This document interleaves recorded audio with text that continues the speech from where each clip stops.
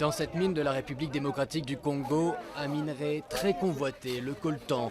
Pataugeant dans la boue, ils sont 2 millions d'après la Banque mondiale, 40% d'entre eux des enfants, souvent âgés de moins de 10 ans.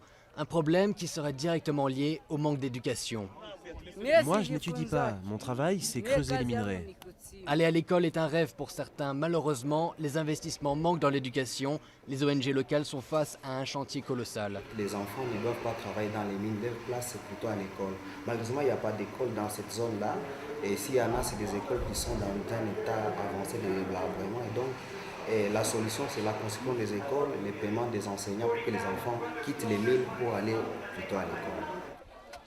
Ces ONG affrontent un sérieux concurrent car le coltan est utilisé dans la plupart des appareils électroniques, un minerai indispensable obtenu au prix de la santé de ces enfants.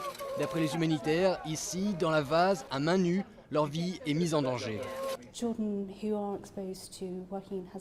Les enfants qui sont exposés à des conditions de travail dangereuses vont être sérieusement malades et souffriront d'asthme et d'autres problèmes respiratoires.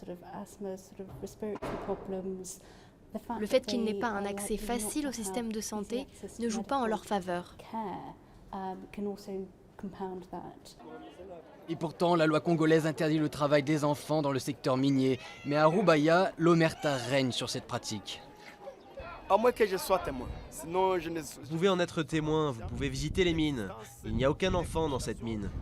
Des enfants dans les systèmes miniers. Des conditions difficiles, des moyens techniques rudimentaires. Au Congo, 90% des emplois ne sont pas qualifiés.